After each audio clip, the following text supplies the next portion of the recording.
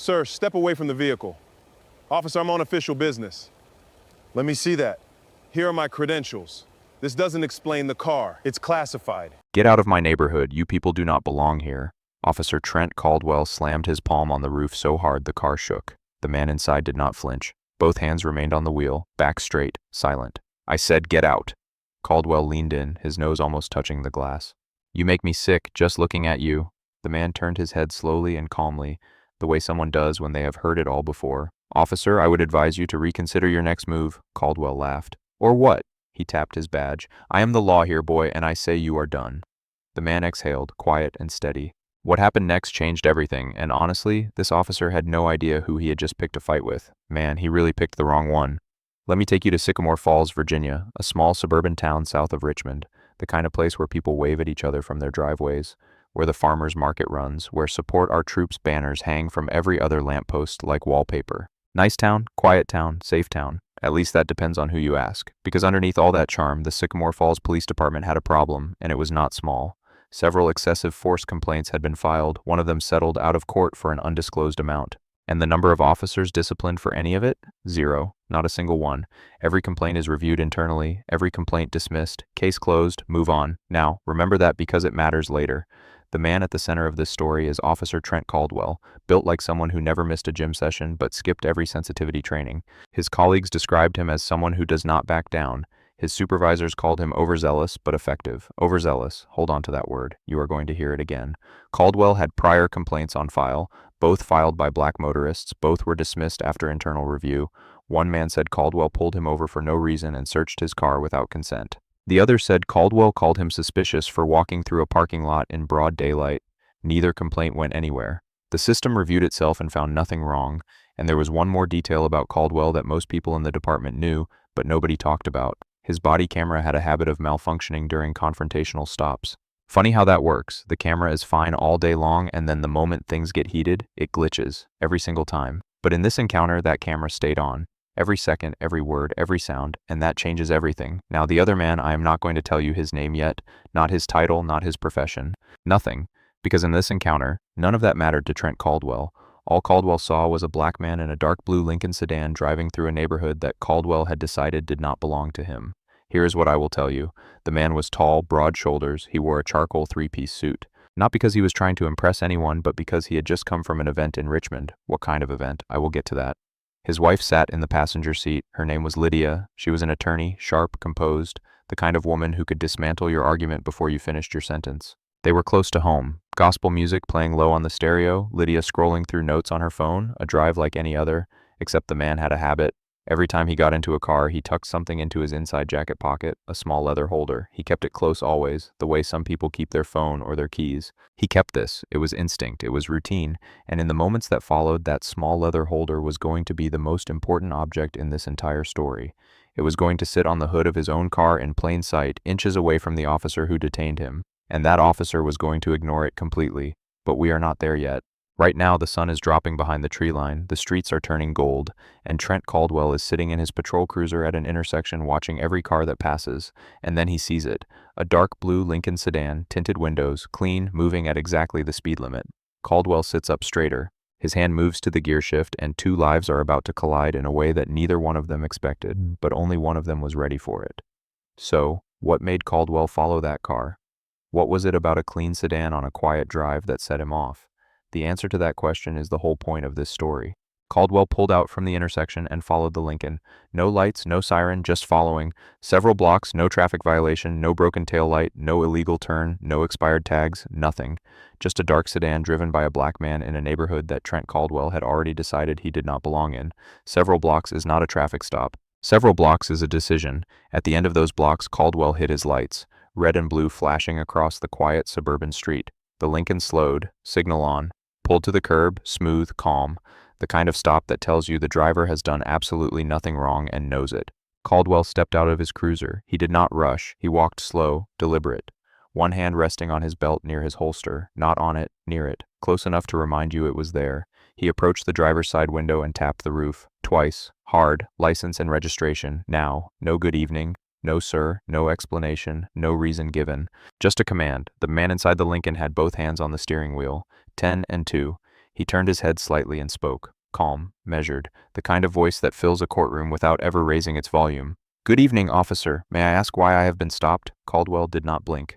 "I said license and registration. Do not make me repeat myself. I heard you, officer. I am asking why I have been pulled over." Caldwell leaned closer, his face inches from the window. "You want to do this the hard way? Fine. We will do it the hard way." Now the man did what anyone would do when an officer asks for identification. He reached. Slowly, carefully, his right hand moved toward the inside pocket of his jacket, the pocket where he always kept his wallet, the pocket where he kept that leather holder. He did not lunge, he did not grab. He moved the way a man moves when he knows that every gesture matters, when he knows that the wrong twitch could cost him his life. It did not matter. Caldwell stepped back, his hand went to his holster, on it now, not near it, and his voice turned into something sharp and loud. "Hands, let me see your hands. Do not move." The man froze, his right hand suspended in midair. Lydia, his wife, gasped from the passenger seat. Not a scream, a gasp. The sound of a woman who has seen this play out before and knows exactly where it goes. "Officer," the man said, still calm, still steady, "I am reaching for my identification. That is what you asked me to do. I did not tell you to reach. I told you to show me your hands. There is a difference. There is not." But in that moment, on that street, with that badge and that holster, Caldwell got to decide what words meant. Backup arrived. A second cruiser pulled up behind Caldwell's. Two officers stepped out. Sergeant Quentin Morrison, Caldwell's shift supervisor, years on the force, a man who had built his career on one simple principle: do not contradict your officers in front of civilians. And beside him, Officer Brooke Grant, still new enough to feel uncomfortable, but too junior to say anything about it. Morrison walked up to Caldwell. "What do we got?" Caldwell did not look away from the Lincoln. "Suspicious vehicle. The driver is being non-compliant." Morrison glanced at the car, at the man in the suit, at the woman in the passenger seat, at the clean sedan parked perfectly against the curb. Something flickered across his face. Maybe doubt, maybe recognition that this did not look right, but whatever it was gone quickly. "All right, your call. 2 words. Your call. That is all it took." Morrison had just handed Caldwell a blank check, and they both knew it. Grant stood off to the side. She shifted her weight from one foot to the other. Her hand was nowhere near her weapon. Her eyes moved between Caldwell and the man in the car and back again. She said nothing. Caldwell turned back to the window. "Step out of the vehicle now. Officer, on what basis am I being detained?" "I have a right to know." Caldwell smiled. Not a real smile, the kind of smile that tells you the person behind it has already decided how this ends. "On the basis that I am the law here, and I said, get out." The man paused. He looked at Lydia. She looked back at him. Something passed between them. Not words, not a plan, just the quiet understanding of two people who have navigated moments like this together more times than anyone should have to. He opened the door slowly. He stepped out. He stood taller than Caldwell, suit pressed, shoulders back. He did not raise his voice. He did not clench his fists. He did not give Caldwell a single reason, and it did not matter because Caldwell did not need a reason. He never did. "Hands on the hood, spread your feet." The man complied, hands flat on the warm metal of his own car. On his own street, in front of his own neighbors, Caldwell patted him down, rough, not careful, the kind of search that is designed to humiliate, not to find anything. And during that search, he reached into the jacket pocket, the same pocket the man had been reaching for, and pulled out a leather wallet. He flipped it open, glanced at the driver's license, tossed it on the hood like it was junk mail, and then, right there, in his hands, was the leather credential holder. Small, dark, tucked beside the wallet. Caldwell looked at it, turned it over once, and set it on the hood face down, unopened. He did not open it. He did not care what was inside, because he had already decided everything he needed to know about this man, and nothing inside a leather case was going to change his mind. Remember that. The credential holder, right there, on the hood, inches from his fingers, the answer to every question Caldwell should have been asking, and he set it down and walked away. "You match a description," Caldwell said. "Suspect in a vehicle theft ring operating in this area." The man turned his head slightly. "What description?" "Blackmail, dark sedan." Silence. The kind of silence that has weight, that presses down on your chest. "That is not a description, officer. That is a demographic." Caldwell's jaw tightened. He did not respond to that. The passenger door opened. Lydia stepped out, heels on pavement, briefcase in hand. "Officer, I am an attorney. My husband has complied with every single instruction you have given. You have not articulated a lawful basis for this detention. I am advising you clearly and formally to either state your probable cause or release him right now." Caldwell turned to her. "Ma'am, get back in the vehicle or you will be detained too." Morrison stepped forward, not toward Caldwell, toward Lydia. He put his hand on her elbow, firm, guiding, the way you would steer a child away from something, and pushed her back toward the car. She pulled her arm free, hard. "Do not touch me. I have committed no crime." Morrison said nothing. He just stood there, blocking her path. A wall of silence and authority. Grant watched from the side. She opened her mouth, closed it, then she leaned toward Morrison and said, barely above a whisper, "Sergeant, should not we maybe just run his ID first?" Morrison did not even look at her. "Caldwell has got this." 3 words. And with those 3 words, the last safety net disappeared. Caldwell reached for his handcuffs. The click of metal was the loudest sound on that street. I am detaining you pending identity verification. The man, still calm, still measured, still speaking in that low, steady voice that had not cracked once, said, I strongly advise you to reconsider what you are about to do. Is that a threat? No, it is a professional courtesy. Professional courtesy, a phrase that lawyers use with other lawyers, that judges use with other judges, a phrase that should have stopped Caldwell dead in his tracks if he had had the awareness to hear it for what it was. He did not. The handcuffs went on, behind the back, tight. A man in a three-piece suit handcuffed on his own street in front of his own house, while his wife stood nearby with tears she refused to let fall. And the neighbors, several of them now, stood on their lawns and their porches watching. One of them lifted a phone and started recording. And Lydia, look at Lydia. Her face was not fear, it was not shock, it was something worse. It was exhaustion. The deep, bone-level exhaustion of a woman who has watched her husband be dignified in the face of this exact humiliation before, who is tired. So deeply tired of his dignity being required just to survive a drive home. That face, that exhaustion, that is the image that stays with you. Now, I have to stop here because this man did everything right. Everything. Hands on the wheel, calm voice, full compliance, and it still was not enough. That is not a bad day. That is something broken. And y'all, it is about to get so much worse. So now we have got a man in handcuffs, a wife pushed aside, a sergeant who signed off on silence, a junior officer who tried to speak and got shut down, and a credential holder sitting face down on the hood of a car holding an answer that nobody bothered to look for. The question is, what happens when they take him in, and what is waiting for Trent Caldwell on the other side of this night that he cannot possibly see coming? Caldwell opened the back door of his cruiser and guided the man inside. No hand on the head to protect him from the doorframe, no seat belt, just a shove. Not hard enough to bruise, but hard enough to say, I am in charge. The door slammed shut. Through the rear window, the man sat perfectly still, hands cuffed behind his back, suit creased at the shoulders, eyes forward. He did not look at Caldwell. He did not look at the neighbors with their phones raised. He just sat there, like a man who had been in rooms far more important than the back of a patrol car, simply waiting for the world to catch up. Caldwell pulled away from the curb. No siren, just a slow, satisfied drive toward the precinct, like a hunter carrying his trophy home. Behind him, Lydia. She did not scream. She did not collapse. She walked to the Lincoln, sat down, closed the door, picked up her phone. One call. Calm, precise. She did not call a lawyer. She did not call the news. She called someone else entirely. And I will tell you who, but not yet. Just know this. That phone call set something in motion that Trent Caldwell could not stop, could not outrun, and would not see coming until it was already too late. Then Lydia followed the cruiser to the precinct. At the station, the man was brought through the side entrance. Booking area, fluorescent lights, the smell of burnt coffee and floor cleaner.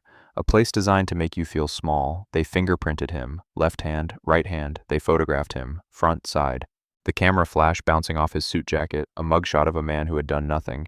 He answered every question. Name, date of birth, address, not a single word of protest.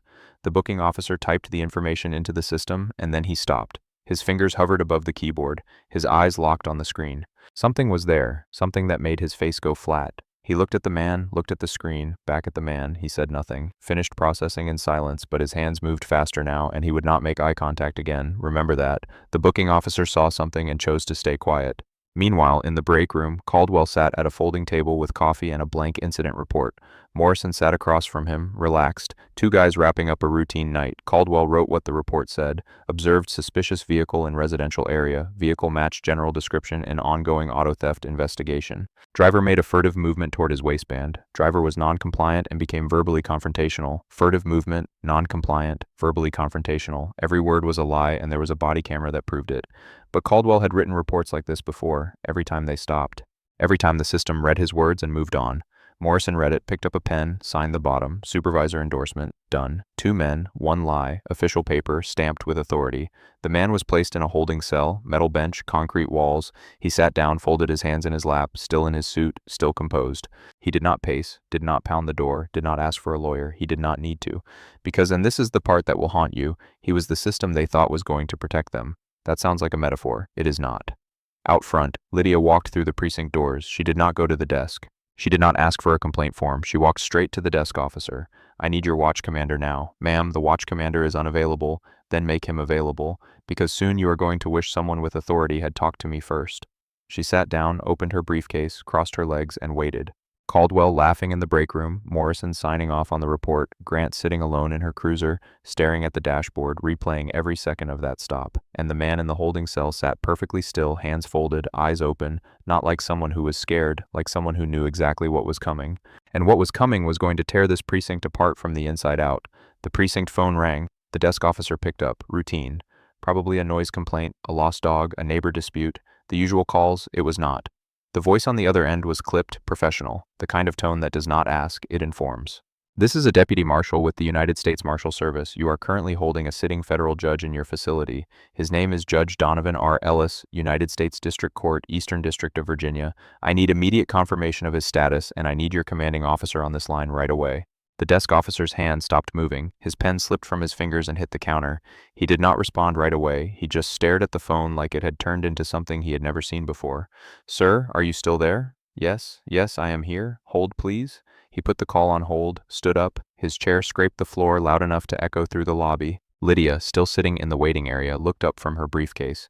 She did not say anything. She did not need to. The look on her face said everything. She already knew. The desk officer walked to the break room. Not walked, moved fast, the kind of pace that falls just short of running. He pushed the door open and found Caldwell and Morrison exactly where they had been. Coffee cups, paperwork, comfortable. The man you brought in? Caldwell looked up, annoyed. What about him? He is a federal judge. The room went silent. Not quiet, silent. The kind of silence that has a sound, like the air itself just stopped.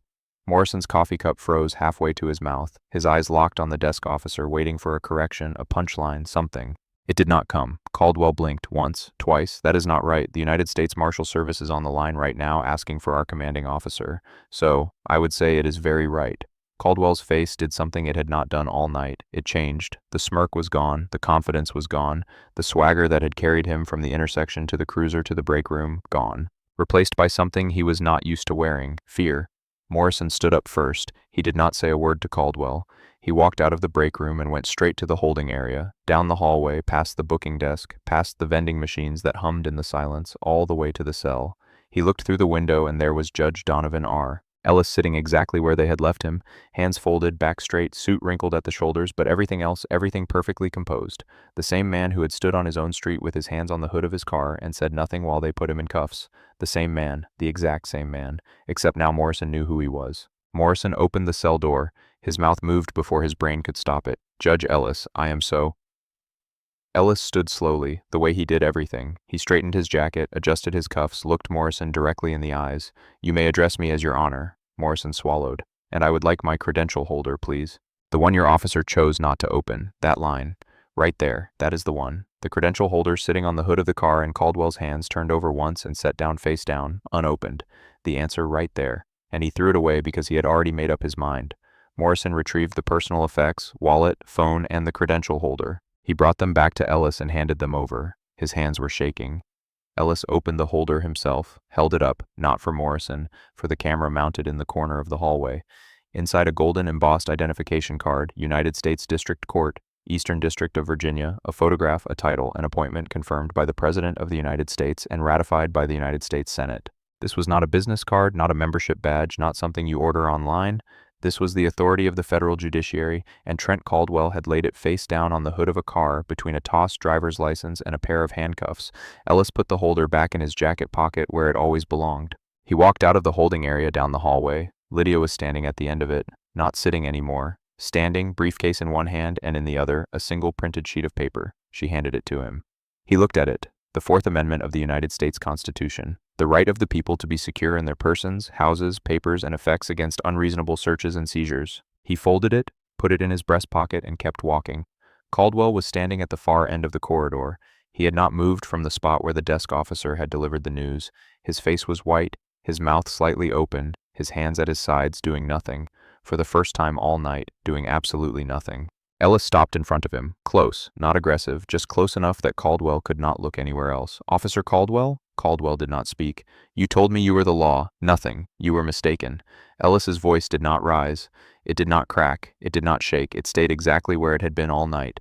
Low, steady, immovable. I am the law, and you are finished. He held Caldwell's gaze for several seconds, then he turned and walked away. Lydia beside him, shoulder to shoulder, out the front door of the precinct and into the night air, and Caldwell just stood there staring at the empty hallway, listening to their footsteps fade. By the time Ellis and Lydia reached their car, the neighbor's cell phone video from the traffic stop had already been posted online. It spread quickly. Local news stations in Virginia were running the same headline. Federal judge handcuffed during routine traffic stop in Sycamore Falls. There was no containing it. There was no spinning it. There was no internal review that could make this disappear. But here's the thing, and I need you to sit with this for a moment. Ellis and Lydia drove home that night, same route, same road, past the same spot where the lights had flashed. They drove in silence, no gospel music this time, no phone, no notes, just silence. And somewhere between the precinct and their driveway, Lydia reached over and took his hand. He had won. In every way that mattered legally, he had won. But there is a kind of wound that winning does not close, a kind of exhaustion that vindication does not touch, because the credential saved him, the title saved him, the Senate confirmation saved him. But what about the next man on that road who does not have any of those things? That question hung in the car like smoke, and neither of them said a word. The video had crossed into national attention, cable news panels were already debating, social media was on fire, and the Sycamore Falls Police Department released a statement. We are aware of the incident involving a traffic stop and are conducting a thorough internal review. A thorough internal review. 4 words that usually mean one thing: we are hoping you forget. But this time forgetting was not an option. Because this time, the man in the video was not just a citizen. He was a federal judge with the power to make the next period of their professional lives very uncomfortable, and the whole country was watching. Pastor Jerome Owens, a community leader who had been raising concerns about the department for years, held a press conference outside the precinct. This is not an isolated incident. This is a pattern, and the only reason we are standing here today, the only reason cameras are pointed at this building, is because the victim happened to be a federal judge. What about the ones who are not? What about the names we will never know? That question landed like a stone in still water. And the ripples were already spreading. Chief Mitchell Whitaker had no choice. He could not wait. He could not stall. He could not bury this in paperwork and hope the news cycle moved on. So he did the one thing the department had not done in years. He opened a real investigation. Inspector Vivian Marsh was assigned to lead it. Marsh had been with internal affairs for years. She was known inside the department as someone you did not want across the table from you. Not because she was cruel, but because she was thorough. She did not cut corners. She did not protect badges. She followed evidence wherever it went, even when it went somewhere uncomfortable. Marsh requested everything: body cam footage, dash cam footage, Caldwell's incident report, Morrison's supervisor endorsement, dispatch logs, booking records, prior complaint files, personnel records for both officers, everything. And then she started watching. The body cam footage captured the entire encounter, unedited, uninterrupted. For once, the camera did not malfunction. For once, every word, every gesture, every silence was captured. Caldwell activates his lights. No traffic violation recorded before this moment. None. First contact, no greeting, no explanation, license and registration, now. The man reaches for his jacket pocket. Caldwell's hand goes to his holster. Hands, do not move. I am the law here, and I said, get out. The credential holder sits on the hood. Caldwell sets it down, does not open it, walks away, handcuffs applied. The man is fully compliant, has been compliant the entire time. That is how long it took to stop, search, humiliate, and handcuff a federal judge who had committed no crime, violated no law, and offered no resistance. Marsh watched the footage several times, then she pulled the dash cam. It confirmed what the body cam showed. No traffic violation before the stop, no erratic driving, no expired registration, nothing. Caldwell followed a clean car for several blocks and then pulled it over. Next, the dispatch logs. Marsh checked for any be on the lookout matching the description Caldwell had given. Black male, dark sedan, vehicle theft ring, nothing. No be on the lookout, no dispatch call, no reported stolen vehicle matching that make or model anywhere in the county that night. The description Caldwell used did not come from dispatch. It did not come from a report, it came from nowhere. He made it up. Then Marsh opened Caldwell's incident report and she read it next to the footage line by line. The report said driver made a furtive movement toward his waistband. The footage showed a man slowly reaching for his inside jacket pocket after being asked for identification. The report said driver was non-compliant with verbal commands. The footage showed a man who kept his hands on the steering wheel, answered every question calmly, and complied with every instruction. The report said driver became verbally confrontational. The footage showed a man who asked politely why he had been stopped. 3 claims, 3 lies, all signed off by a supervisor. Marsh pulled Morrison's endorsement. His signature was at the bottom of every page. Clean, confident, no notes, no questions, no flags raised. 2 men, 1 lie, official paper, and then something Marsh did not expect. Officer Brooke Grant requested a meeting. She came alone. No union representative, no attorney, just her. A written statement and the look of someone who had not slept. Grant sat across from Marsh and confirmed everything the footage showed. Donovan Ellis was calm from the first second to the last. Caldwell initiated every escalation. Morrison endorsed it without question. And when Grant suggested quietly to Morrison that they should run the man's ID before escalating, Morrison shut her down with 3 words: Caldwell has got this. But Grant did not stop there. This was not the first time. Marsh leaned forward. Grant described other stops she had been present for. Both involved black drivers. Both followed the same pattern.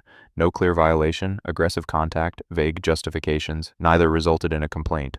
One driver was a college student who was too shaken to do anything but drive home. The other was a father of 3 who told Grant afterward that filing a complaint against a police officer in a town like Sycamore Falls was just asking for more trouble. Marsh wrote it all down. "Why did not you report this before?" Grant paused, looked at her hands. "Because I told myself it was not that bad, that maybe I was reading it wrong. That Caldwell was just intense." She looked up. "But I was not reading it wrong. I knew it then and I know it now. I just did not want to be the one." Marsh nodded, did not judge, wrote it down, and moved on. Next, Caldwell's interview. He arrived with his union representative, sat down across from Marsh with his arms crossed and his jaw tight. He still had the posture of a man who believed he had done nothing wrong. Marsh started simple. "Walk me through the stop," Caldwell did, almost word for word from his report. Suspicious vehicle, general description, furtive movement, non-compliance. Marsh listened, let him finish. Then she asked one question. "What dispatch call were you responding to?" It was not a specific call. It was general awareness. General awareness of what? "There has been auto theft activity in the area. Can you cite the report?" Silence. "Can you cite any B on the lookout matching that vehicle?"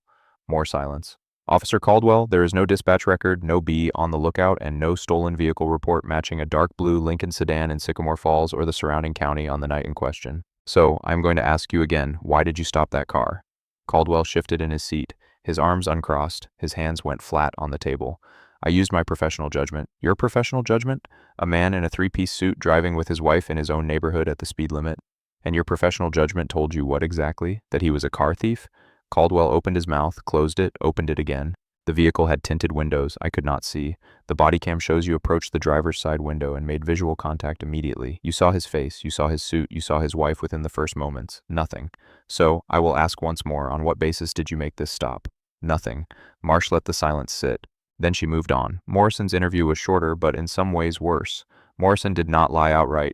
He deflected. Every answer was a step sideways. "I trusted my officer's assessment. I was not present for the initial contact. I was there in a support capacity."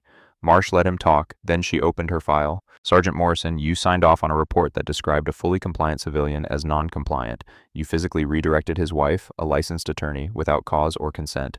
You dismissed a junior officer's suggestion to verify the subject's identity before escalating.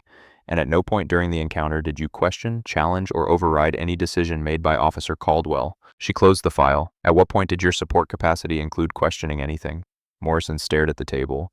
He had no answer because there was no answer. He did not question it because he never intended to. He was there to back Caldwell up, not to supervise him, not to protect the public, just to back him up. And that silence, that complicity, that willingness to stand behind a lie and call it procedure was the infrastructure that made officers like Caldwell possible. Marsh compiled her report. It was detailed. When it landed on Chief Mitchell Whitaker's desk, every page pointed in the same direction. Officer Trent Caldwell conducted a traffic stop without reasonable suspicion or probable cause. His incident report contained material falsehoods directly contradicted by bodycam and dashcam footage. The stop constituted a violation of the Fourth Amendment rights of Judge Donovan and Lydia Ellis. Caldwell's prior complaint history combined with Officer Grant's testimony indicated a pattern of racially motivated policing. Sergeant Quentin Morrison failed in his supervisory duty by endorsing a false report and failing to de-escalate a situation that required de-escalation. Marsh's recommendation was clear: termination for Caldwell, suspension and demotion for Morrison, department-wide retraining, overhaul of the internal complaint review process, establishment of a civilian oversight board. The report used one word to describe Caldwell's pattern of behavior, the same word his own supervisor had used years earlier to praise him. Overzealous, except now it was not a compliment. It was a finding, an official documented career-ending finding. Funny how the same word can mean two completely different things, depending on who is finally paying attention. Chief Mitchell Whitaker read the report. He finished it, then he read it again. He made his decision not because he wanted to, because he had to. Because a sitting federal judge could pursue criminal charges under federal civil rights statutes, because the body cam footage was playing on a loop on every news channel in the state, because millions of people had watched it online and the number was still climbing, and because the report sitting on his desk left him exactly zero room to do what the department had always done before. Nothing. Caldwell was called in first. The meeting was short. Whitaker sat on one side of the table. Marsh sat beside him. Caldwell sat across from them with his union representative who said almost nothing. Whitaker kept it short. Terminated effective immediately. Badge and service weapon to be surrendered before leaving the building. No appeal recommendation, no transfer option, no quiet resignation to save face. Done. Caldwell did not argue. He did not shout. He did not slam his fist on the table. He just sat there. The same way Donovan Ellis had sat in the holding cell, except without the composure, without the dignity, without any of it. He stood up, unclipped his badge, set it on the table, placed his service weapon beside it, walked out. The hallway was empty. He passed the break room where he had laughed and written his lies. He passed the booking desk where the officer had seen the truth on a screen and said nothing. He walked through the front door of the Sycamore Falls precinct for the last time. Outside, news vans were parked across the street. Caldwell did not stop, did not speak. He got into his personal vehicle, sat behind the wheel for some time without starting the engine. Then he drove away. He told a man he was the law, and the law disagreed. Morrison came next. Suspension without pay, demotion from sergeant to patrol officer, supervisory authority permanently revoked. His career was not over. But the version of it he had built, the comfortable version where silence was a strategy and complicity was invisible, that version was finished. Morrison accepted the terms without a word, signed the paperwork, left the building through the back entrance. No cameras, no statement, just a man carrying the weight of everything he chose not to do. The legal aftermath moved fast. Ellis and Lydia filed a federal civil rights lawsuit against the city of Sycamore Falls, Officer Caldwell, and Sergeant Morrison. The case never went to trial. The city settled for an undisclosed amount, but the money was not the point. The settlement included a consent decree, and the consent decree had teeth. Mandatory bias training for every officer every year, revised stop and detain protocols requiring documented reasonable suspicion before any traffic stop, an independent civilian review board with authority to investigate complaints and recommend discipline, and an early intervention tracking system flagging officers with multiple complaints for mandatory review before the next complaint became the next headline. Structural change, not just punishment, prevention. Officer Grant was not disciplined. Marsh's report noted her full cooperation and cited her as a positive example of internal accountability. She did not speak up on that street, she knew it, everyone knew it, but she spoke up after, and Marsh made sure that mattered. Grant transferred to the community policing unit. She was working directly with the new civilian review board. The officer who had been too junior to say anything was now sitting at the table where decisions were made. It did not erase what happened on that street. Nothing could. But it was a start. And Judge Donovan R. Ellis released a written statement. No press conference, no interviews, just words on paper, the tool he had trusted his entire career. The statement said he did not seek this confrontation, that he recognized his position gave him protections most people in his community do not have, that the reforms were a beginning, not an ending. He returned to the bench. His first case that day, a civil rights matter, a different plaintiff, a different city, the same story. He put on his robe, picked up his gavel, and went back to work. Because that is what justice does. It does not stop. It does not rest. It shows up and tries again. Let me take you back to where this started. A quiet street, red and blue lights flashing across a dark sedan. One officer, one assumption, one word, boy, aimed at a man whose title carried the weight of the federal government behind it. Donovan Ellis had the credential, the robe, the gavel, years on the federal bench, a confirmation vote by the United States Senate, and none of that. Not a single piece of it prevented what happened to him that night. It only ensured there were consequences after. That is the part that stays with me, because the system did not protect Donovan Ellis on that street. His title did, his wife's phone call did, the body camera that happened to stay on did, the neighbor who happened to be recording did. Remove any one of those things, anyone, and this story ends differently, quietly, without a headline, without a report, without reform, and that means somewhere on some other quiet street in some other small town, the same thing is happening to someone who does not have a credential in his jacket pocket. Someone whose wife is not an attorney, someone whose neighbor is not recording, someone who will drive home, if they get to drive home, and tell no one. But here's what else is true. Sycamore Falls changed. Not perfectly, not overnight, but it changed. Pastor Jerome Owens's community forum became a regular event. The Civilian Review Board published its reports, including additional excessive force findings that led to corrective action, cases that would have been buried under the old system, exposed under the new one. Officer Grant stood at a regional law enforcement conference and talked about intervention culture, about the cost of silence, about what it means to wear a badge and still choose courage over comfort. Change does not happen in one night. It happens in the morning after and the morning after that. Remember the intersection? It is still there. Pavement, trees, kids on bicycles. Nothing special, but on the community center bulletin board nearby there is a flyer. Meeting of the Sycamore Falls Civilian Review Board. Open to the public. All voices welcome. That flyer did not exist before. It exists now because one man sat in a holding cell with his hands folded and waited for the system to remember what it was supposed to be. Okay, real talk. This story made up. Fiction. But while you were listening, be honest. You were not thinking, nah, this is fake. You were thinking about somebody you know, somebody who has been called worthless, and that part that is way too real. So, let me ask you something. If you were sitting in that courtroom gallery, if you heard someone say those words to another human being right in front of a judge, right in front of everybody, would you have stayed silent or would you have stood up? Drop your answer in the comments. I want to hear it, and if this story hit you somewhere real, if it made you feel something, do me a favor, hit that like button, share it with someone who needs to hear it, and if you have not already, subscribe. Because we have got more stories like this coming, and trust me, you do not want to miss what is next. One last thing. Your worth is not decided by the person standing across from you in a courtroom. It is not measured by someone else's anger or ignorance or fear. Your worth was settled long before they ever opened their mouth. Do not let anyone rewrite that story for you. Bell.